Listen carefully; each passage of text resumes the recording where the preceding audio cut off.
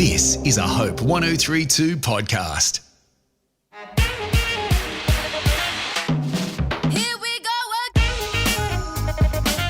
To She Wasn't Born Yesterday for women who are 40 plus fabulous by the Empty Nest Chicks. I'm Janet Evans, ex-M&T Saatchi advertising creative who have won numerous radio and TV awards. Not that that'll affect us because we're doing a podcast. And I'm Dr. Amelia Haynes, who has been a medical doctor for 30 years and specialising in sexual health and mental health and relationships, and I'm generally a very useful human being. Well, we'll find out about that, but we are here to work together. People tell me on good authority that I am. Really? Yes, well, they never say that to me, so I think we're the perfect hosts for She Wasn't Born Yesterday.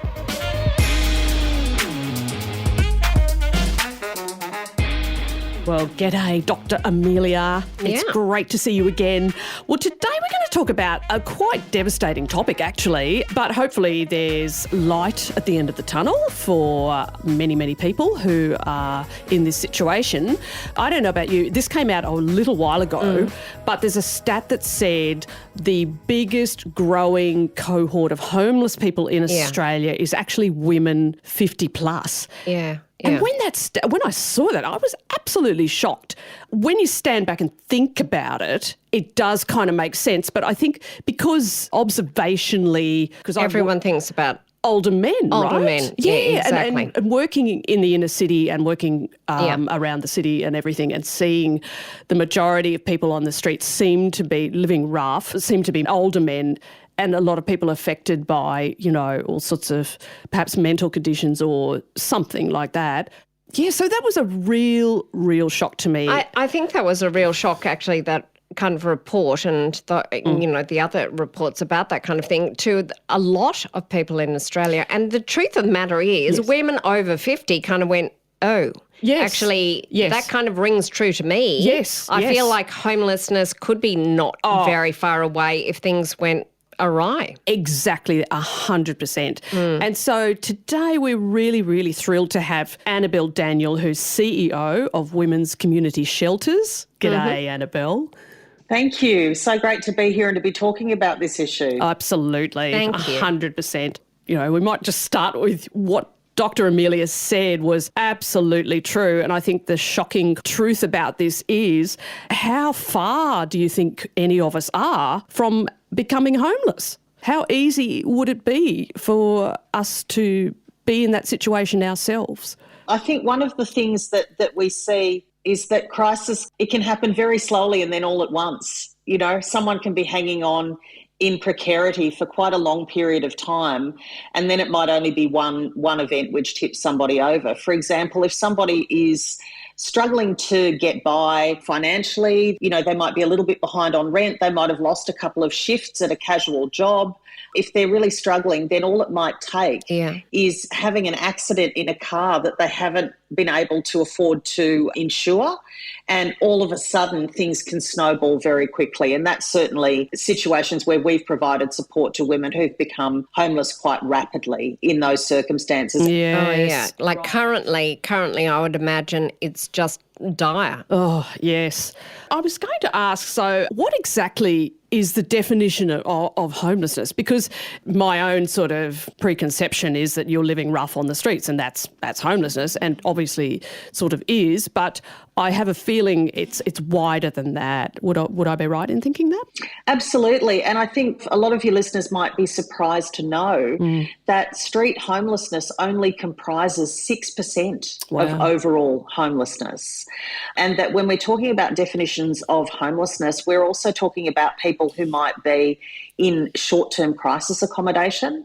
We're talking about women particularly who might be less visible because they're sleeping in their cars or they're travelling up and down on public transport. For a lot of women, the reason we don't see them on the street is because it's not safe for them to be there. Women on the street experience untold levels of harassment from the general public, from other homeless people. It's not always safe for them to be there. And so they'll do protective things like, for example, walk around in shopping centres during nighttime, if the front doors are open, and then sleep during the day because there are more people around. Right. all of those kinds of things. Also included in definitions of homelessness are issues of overcrowding. Multiple, you might have 10 people living in a 2-bedroom apartment. If you haven't got the amenity that you need, then that can fall into definitions of homelessness as well.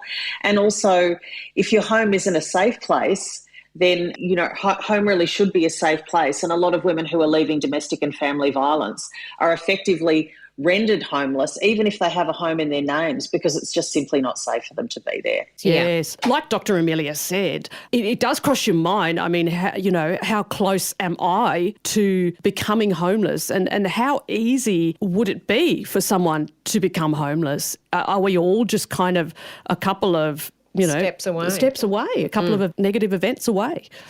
I think we need to be really clear about some of these things. The unexpected death of a partner or divorce can certainly mean that women are more financially vulnerable, which can also precipitate a roll into homelessness. And certainly amongst the women that we support, when you think about, for example, a marriage or a long-term relationship coming apart, you're not just talking about a romantic relationship, you're actually talking about something that's been an economic unit. Quite often it's 2 people working together and putting in that means that you can afford the roof over your head and everything that goes with that. And so if you're in a situation where, for example, in an overheated rental market, you're relying on one income, and we know that women make up the predominant of casual and part-time workers, and they've often taken time out of the workforce to raise children, care for relatives, do volunteer work, all of those kinds of things. That means that they are more economically vulnerable to shifts and changes. And in that kind of framework, it's easy to understand how people do become homeless, and that creates those risk factors. We also know that Australia-wide, there are more than 450,000 women who are over 45, who are on low incomes and who don't own their own homes.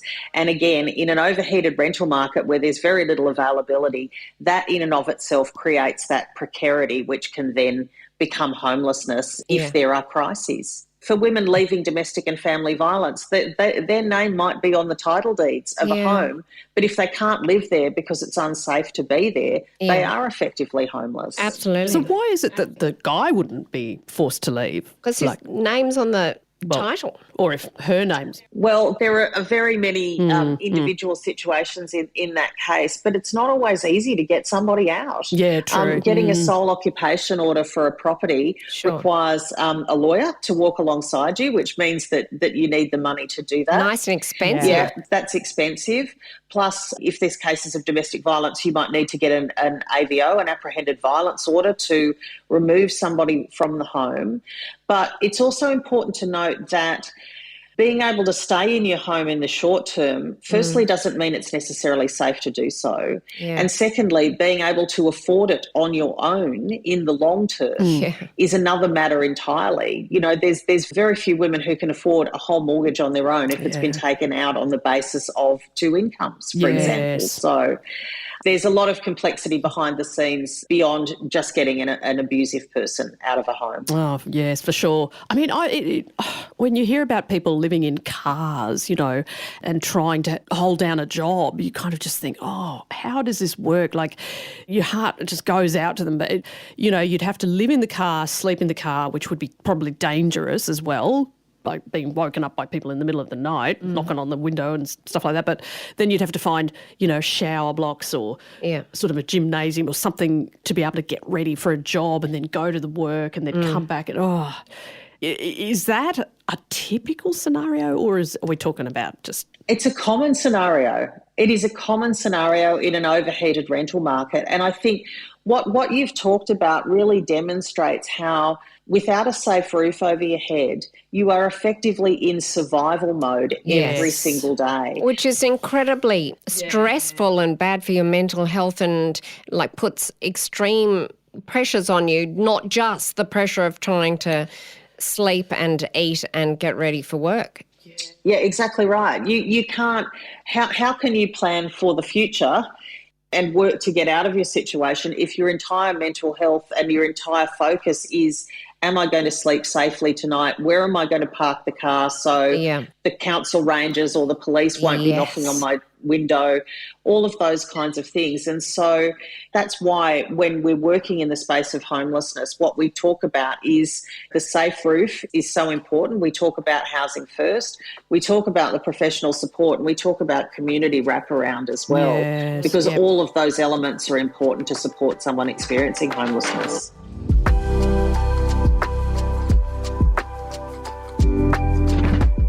You're the CEO of Women's Community Shelters, which is amazing. What do you actually do for women who might come to you and say, either I'm at risk of being homeless or I am now homeless?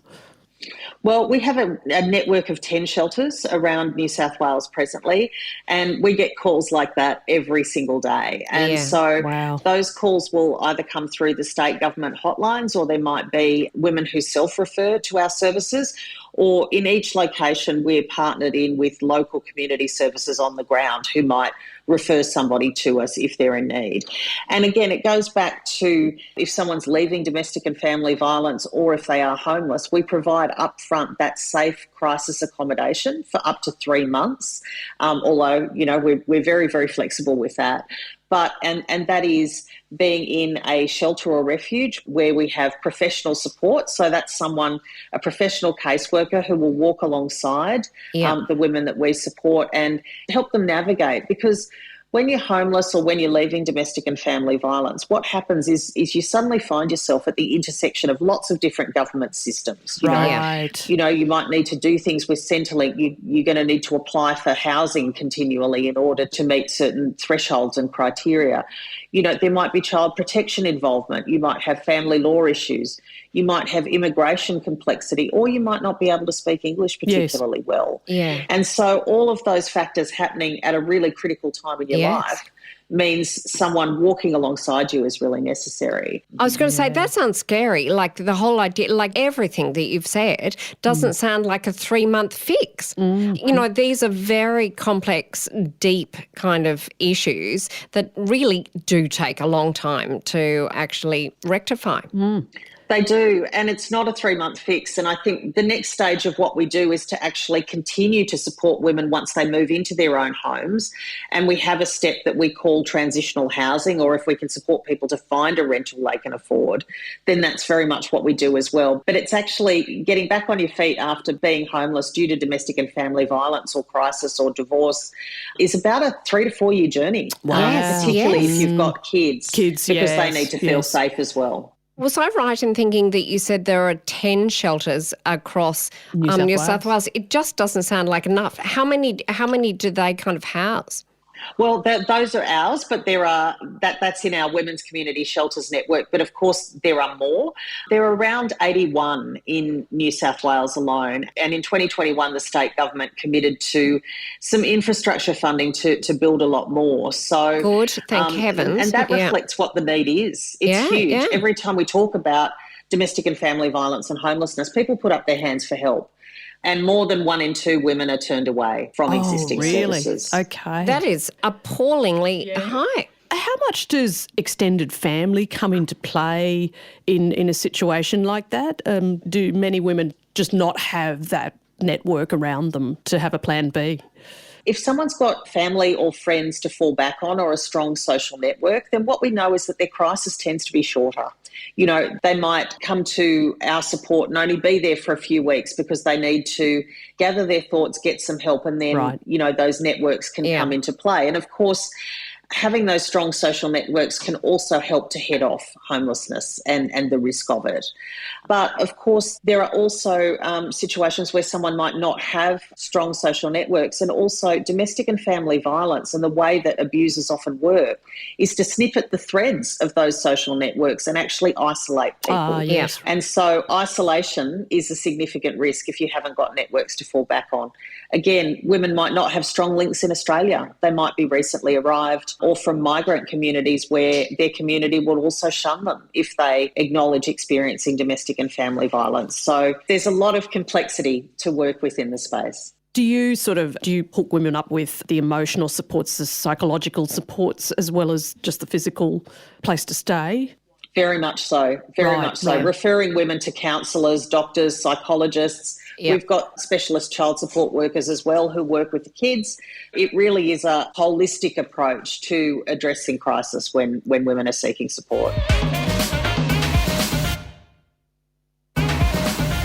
When you said wraparound before, I thought wraparound is a great phrase for what these people totally need. There are just so many interventions that are required. Just a set of arms around them to support them. Yeah. But so many services, even tech support. Like I find it impossible to use MyGov and what have you. So these poor people who are trying to do all of that, especially if language is an issue. I mean, it's just layer upon layer upon layer. Yeah, that's exactly right. If it's complex for us, native English speakers with a relative degree of privilege and experience with systems, imagine how hard it is for people who don't even know what their rights are or where to find the information. Yes. And how hard is it to find a permanent solution? Community housing, you just hear about how just impossible and the endless queues and years of waiting to get into a community housing situation. Is there ways that you can expedite that or help people with that? Yeah, look, it feels like we pull off minor miracles every time we get somebody housed in the current environment, but we have no aversion to working small miracles. I think that's what we all need. You'll do whatever it takes. Whatever it takes. Yeah. But one of the things that we've been working on at Women's Community Shelters is there's a lot of talk about building new social housing. But what we also know is that there's a lot of perfectly acceptable residential kinds of buildings like aged care facilities or former motels that actually go unused through a planning process. They might just be unoccupied while waiting for approvals. It's nuts. We've done things with properties for a year or two where that can provide stability for up to 20 women at a time for a couple of years and is just that interim solution that is needed so they can properly get back on their feet and then get back out there. Yeah. I think there's a lot of creative things that we haven't yet fully explored. Oh, 100%. It's really interesting you say that because when I knew that we were going to be talking to you today, I was thinking and looking around the city, you see there's so many hotels and you think surely they cannot be 100% occupied. And you see buildings like commercial buildings, and even in the wealthiest suburbs, you look around and the houses are just empty. People, they're so wealthy, they're overseas or something. I don't know, they're off on holidays, but there's a lot of vacant, there's a lot of amazing accommodation. And then there's this huge problem over here, and it's like, surely there's some way to make this kind of intersect, and especially with the, even office space or something like that. I have a feeling that Annabelle will have thought about and talked about these issues fairly repeatedly at work. What do you think are the really big game changers that society should be thinking about? Look, I think there's a lot of things at the governmental level in the policy settings that can be changed. Certainly I think Airbnb has changed the landscape and pushed a lot of people out of regional areas. And I think the policy settings are changing there, which is a good thing. Yeah. And again, I also think that talking about that meanwhile use of properties that are in planning cycles, if there were incentives for people to use those properties for social good while they were in the planning cycle, then organisations like mine could do a lot more. And that's the pragmatic kind of solution that we need while we're waiting for all of these new big government initiatives to come online, like the Housing Affordability Future Fund that's just passed the Senate. Yeah. Right. So what do we need on a kind of government? Do we need amazing kind of lobbyists who are just going to, whatever lobbyists do, just get in the ear of the right people in government to actually enact the changes that are just kind of sitting there but are not used? Look, I think that's already happening in the form of peak bodies, and I know that there are a lot of people who've been working in this space for a long time who've been banging that same drum and sounding the alarm for a long time. This is good to hear, yeah. I actually think this is a problem that's bigger than government. This is actually on all of us. A lot of our solutions have come from people in the local communities that we work in being sticky beaks about properties that are unoccupied. Okay. Making some inquiries about them. Brilliant. Joining people up if they know who's involved, and then we can bring things to life. That's the way that it's happened for us. So maybe this is a big sisterhood kind of thing that could go on. the sticky beakness of the female psyche should come into play, where we go, look at that, it's just sitting there. Yeah. Yeah. Oh, and yeah. we should get involved. Like, we should march into local council and say, hey, it's just sitting there. Let's be a gorgeous local council and start to offer it until it's back in business. What's the housing affordability scheme going to do for people? There's a commitment to around 4,500 new social homes for women and children leaving domestic and family violence. And there is also a bigger agenda for thousands more social homes. But what we know is that those take time. One of the sophisticated pieces of the argument in this space is that we need pragmatic solutions for people who are homeless tonight. And we also need to argue for those long-term solutions. Yeah. And, for me, it's a morality question that we can't ignore people that need help right now and only argue for that future change, because that's not good enough. We have to provide solutions for people who need help now.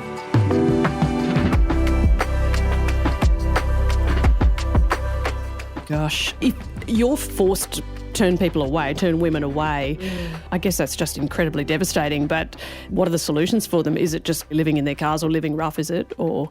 Yeah, look, and I've got to be honest, that is the reason why I do what I do every day, because turning people away is probably the hardest thing that you ever have to do. Yeah, for sure. And and the motivation behind my organisation, which is to create more safe crisis accommodation for women and children. What we tend to do is we tend to accept the people who are most at risk and then scramble like heck to find them another solution, whether that's reaching out to our own networks or making do with some hotel accommodation and support for a couple of nights until we do have a vacancy, or trying to stitch together a solution in the way that we're very, very good at.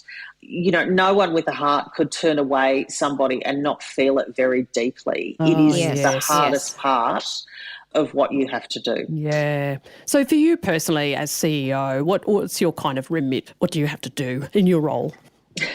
Well, I kind of had to do everything because this organisation was a startup when I joined. Okay. We had a founding board which had a mission, which was to work with communities to establish new crisis accommodation shelters, and that was 10 years ago. Oh, right. And so I came on board with a desk and a phone and that mission to get out there. And with being a sticky beak. Being a sticky beak, exactly it. If the mission was to see if communities were willing to partner in on creating these new shelters, then I think a decade later the answer is resoundingly yes, they are. And it's a different way of working because it's asking communities to take ownership, and we have local boards at each place. Oh, that's excellent. Yes. Do you follow people up, like once they have, thank God, found that place? Do you follow them? Are you still in contact with people as they go through their journey? Absolutely. And look, there's a really personal response to those kinds of things. There are women who have found a family and a connection with us in a way that they might not have experienced before, and so they're very motivated about staying in touch. There are others who will say, you helped me at the worst time in my life and I now need to put that behind me and move on and not think about it. Yes. And we're not prescriptive in how people interact with us because it's about empowering other women on their own journey. And so how they take their future forward with our help or without it is entirely up to them. One of the things, and I was going to say, I don't want to sound like a princess on this one, and it's kind of the different end of the spectrum, but the spectrum of them actually managing to build places that can be used. Are they building them in like whoop? Do they ever so that it's really hard for the families and the women to actually commute to work and stuff like that? Yeah, commute to work and stuff. Yeah. How sensible are people being is basically what I'm asking you. Look, and there is a whole stream of thought around how housing planning should be done. And I think urban sprawl can't be the only solution, because what we know and the way that we work is where people feel connected to and embedded in their communities and part of their communities, they'll put more back in and they'll be active community members. And so we need to have a gendered lens on what actually works for women in where they live and how community works for them. We've had a lot of focus on first home buyers and housing affordability, but we also need to remember that there are single individual homes are growing and grow in the census continually. And so that we need to have good design that factors that in as well, which encourages being part of a community and having shorter commutes, better travel distance, and just more amenity rather than streets of cookie-cutter homes. Yeah. Exactly. It's horrifying to think that if you did have a language difficulty too, you may be so far away from other people who are kind of teaching you English and part of your kind of language group, and it's, humongously complex. It would have to be on a case-by-case personal level, wouldn't it? But how complex is that? Yeah, that's true. Yeah. It's not one size fits all. That's why we're professionals. Yes. I know. Well, you definitely are. My heart is feeling full of gratitude so for you. thankful for people like you. It's incredible. But I was just thinking too, I mean, when you were saying some people are, can't wait to stay in touch and are so kind of affiliated with you in their heart afterwards. But I can imagine too there'd be some people who would be incredibly ashamed of that period. Right. Because whenever you fill in a form for anything, you do some online shopping, what's your address? And if you don't have an address, that is just a huge part of you that is kind of missing and is just expected by society that you will have an address. But have you met many people who are kind of feeling devastated about... Ashamed. Yeah, basically. ashamed. Yeah. One of the things that we support is women over 55. And one of the things about that group is they will often not define themselves as homeless because women are incredibly self-reliant. As on the whole, we are amazing. Yes. We see ourselves as being responsible for managing ourselves and our own situations, very good at taking responsibility. And what we find is when women come to us quite often, particularly in that over 55 age bracket, when they connect with our professional support, they realise for the first time that they're actually entitled to a whole bunch of supports and to access government services that they never imagined that they were entitled to have, and which is part of their rights as citizens. And so that often sees us being able to connect women with housing that they can afford, with no-interest loan schemes or with subsidies or with benefits that they are entitled to receive, but they have never thought to ask for because they are so self-reliant. There's a really interesting piece in there about women self-managing through things and taking a huge degree of responsibility for circumstances personally when it's actually a structural issue that they're up against. So you might be feeling sort of almost too proud to access it or just not think that it might apply to you until you just reach absolute desperation perhaps or something like that. Yeah, or they're very competent people. What you're saying is it can happen to really competent women. And probably across all socioeconomic groups, all demographics, just incredible.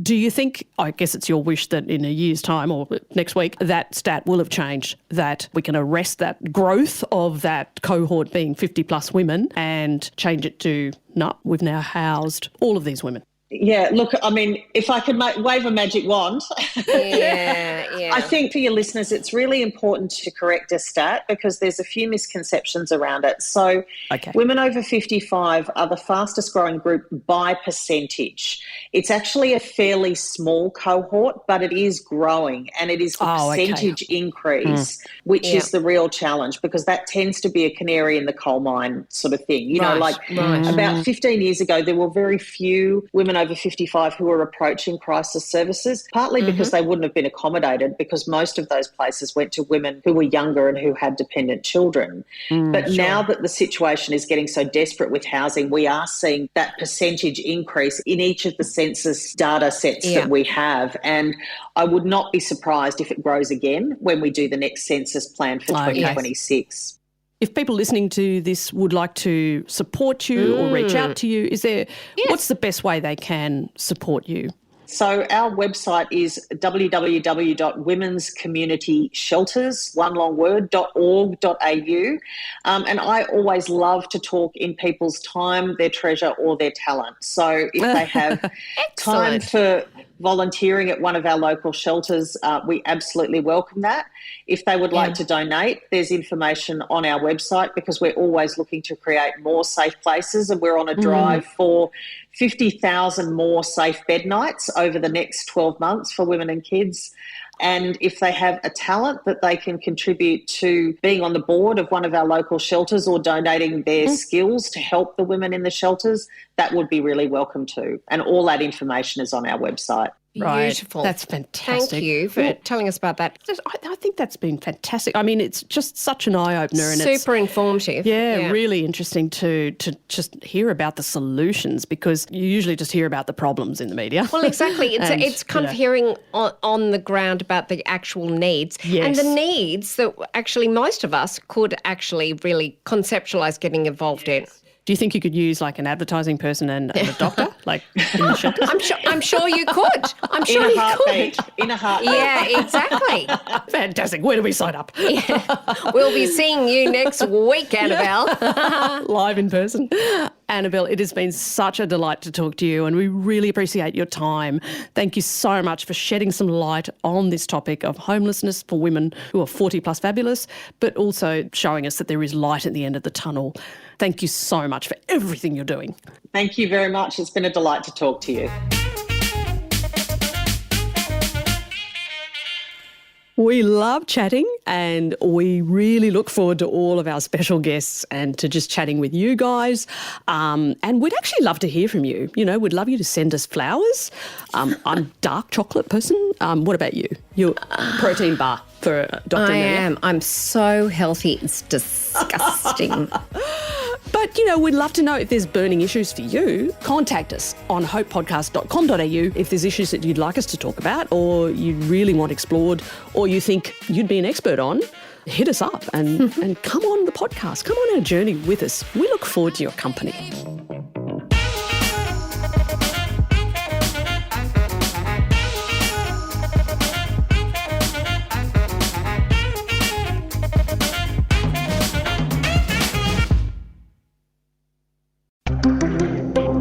Hope 1032. Thanks for listening.